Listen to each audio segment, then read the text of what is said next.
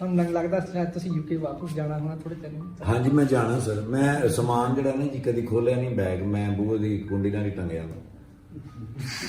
ਕਿਸੇ ਵੇਲੇ ਵੀ ਫੋਨ ਆ ਜਾਣਾ ਕਿ ਭਾਜੀ ਪਰਸੋਂ ਆ ਜਾਓ। 에어ਪੋਰਟ ਤੋਂ ਇਮੀਗ੍ਰੇਸ਼ਨ ਵਾਲੇ ਜਿਹੜੇ ਬੈਠੇ ਹੁੰਦੇ ਉਹਨਾਂ ਨੂੰ ਸਿਰਫ ਇਹੀ ਦੱਸੀਏ ਨਾ ਕਿ I am actor from Pakistan. Wow good you looks like. ਮੈਨੂੰ ਇਮੀਗ੍ਰੇਸ਼ਨ ਵਾਲਾ ਕਹਿੰਦਾ what kind of actor you are. मैं क्या आई एम कमेडियन। मैंने कहा oh you looks like good Indian Pakistani film।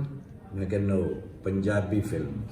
yes Punjab I know Punjab is good।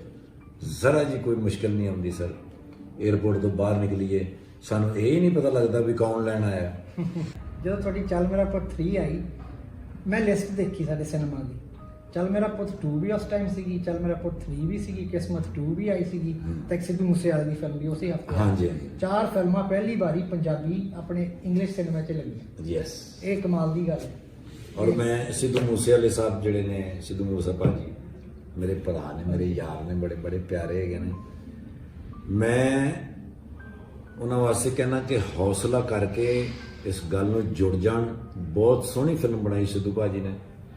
ਅੱਗੇ ਵੀ ਉਹਨਾਂ ਦੀ film ਆ ਰਹੀ ਹੈ ਆਈ ਐਮ ਸਟੂਡੈਂਟ। ਹਾਂਜੀ ਔਰ ਅੱਗੇ ਵੀ ਇਸ ਮਾਜ਼ ਨੂੰ ਛੱਡਣਾ ਨਹੀਂ ਹੈਗਾ, ਖਿੱਚ ਕੇ ਰੱਖਣਾ ਕੰਮ। ਹਾਂਜੀ ਸਾਡੀ ਹਰ ਫਰਾਈਡੇ ਦੇ ਵਿੱਚ ਹਰ ਹਫਤੇ ਦਾ 5 ਤੋਂ 15 ਫਿਲਮਾਂ ਰਿਲੀਜ਼ ਹੋਣੀਆਂ ਚਾਹੀਦੀਆਂ ਤੇ ਇਹ ਸਾਰੇ ਰਲ ਕੇ ਜੁੜ ਜਾਣਗੇ 5 ਦੇ 5 ਦਰਿਆ ਤੇ ਇਹਨਾਂ ਨੂੰ ਵਹਾ ਕੇ ਲੈ ਜਾਣਗੇ।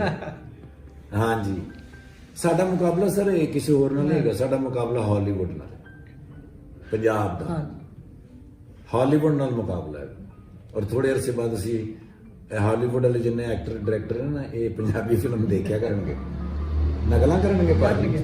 ਹਾਂ ਕਰਨਗੇ, ਨਕਲਾਂ ਕਰਨਗੇ ਤੇ ਏਡੇ ਪੀੜੇ ਨੇ ਪੰਜਾਬੀ। ਮੈਂ ਬਾਹਰ ਕਾਫੀ ਲੋਕੀ ਤੁਹਾਡੀ ਨਕਲ ਵੀ ਕਰਨ ਲੱਗ ਪਏ। ਮੈਂ ਦੇਖਿਆ ਉਹ ਫੋਟੋ ਕਾਪੀ ਨਹੀਂ ਚੱਲਦੀ ਨਾ, ਅਸਲ ਹੀ ਚੱਲਦਾ। ਚਲੋ ਡਾਕਟਰ ਸਾਹਿਬ ਸ਼ੁਕਰੀਆ ਤੁਸੀਂ ਬਹੁਤ ਸ਼ੁਕਰੀਆ ਜੀ, ਦਿੱਤਾ। ਤੁਸੀਂ ਕੀਮਤੀ ਟਾਈਮ ਹੈ, ਤੁਸੀਂ ਬਿਜ਼ੀ। ਤੁਹਾਨੂੰ ਲੱਗਦਾ ਸ਼ਾਇਦ ਤੁਸੀਂ ਯੂਕੇ ਵਾਪਸ ਜਾਣਾ ਹੋਣਾ ਥੋੜੇ ਦਿਨ। ਹਾਂਜੀ ਮੈਂ ਜਾਣਾ ਸਰ। ਮੈਂ ਸਮਾਨ ਜਿਹੜਾ ਨਾ ਜੀ ਕਦੀ ਖੋਲਿਆ ਨਹੀਂ ਬੈਗ, ਮੈਂ ਬੂਹੇ ਦੀ ਕੁੰਡੀ ਨਾਲ ਹੀ ਟੰਗਿਆ। ਕਿਸੇ ਵੇਲੇ ਵੀ ਫੋਨ ਆ ਜਾਣਾ ਕਿ ਭਾਜੀ ਪਰਸੋਂ ਆ ਜਾਓ। ਉਹ ਫਿਰ ਮੈਂ ਦੁਬਾਰਾ ਕਿੱਥੇ ਪੈਕਿੰਗ ਕਰਾਂ ਭਾਜੀ। ਉਹ ਹੈ ਤੇ ਉਹੀ ਜੈਕਟਾਂ ਨੇ ਤੇ ਉਹ ਜੋ ਉਹੀ ਜਰਾਬਾਂ ਤੇ ਉਹੀ ਬੂਟ ਤੇ ਉਹ ਮੈਂ ਬੂਹੇ ਦੇ ਨਾਲ ਟੰਗਿਆ ਹੁੰਦਾ ਭਾਜੀ। ਉੱਥੋਂ ਮੈਂ ਲਾ ਕੇ ਫਿਰ ਨਿਕਲ ਜਾਂਦਾ। ਤੁਸੀਂ ਆਪਣੇ ਇੱਕ ਟੈਚੀ ਸਾਡੇ ਘਰੇ ਛੱਡਿਆ ਆਇਆ ਕਰੋ, ਉਹ ਫਿਰ ਆ ਕੇ। ਅੱਛਾ ਉਹ ਤੁਹਾਡੀ ਗੱਲ ਤੋਂ ਹੀ ਮੈਂ ਕਹਿੰਦਾ ਇੱਕ ਟੈਚੀ ਉੱਥੇ ਪਿਆ। ਉਹ ਜਿਹੜੇ ਮੈਂ ਕੱਪੜੇ ਨਾਰਮਲ ਪਾਉਣਾ ਨਾ ਉਹ ਉੱਥੇ ਮੈਂ ਰੱਖਿਆ, ਉਹ ਨਹੀਂ ਲਿਆਉਣਾ ਪੈਂਦਾ। ਇੱਥੋਂ ਕਿਸੇ ਦੋਸਤਾਂ ਵਾਸਤੇ, ਕੋਈ ਭੈਣ ਭਰਾਵਾਂ ਵਾਸਤੇ ਤੋਹਫੇ ਸ਼ੋਫੇ ਤਾਇਫ ਲੈ ਕੇ ਜਾਂਦੇ ਆ।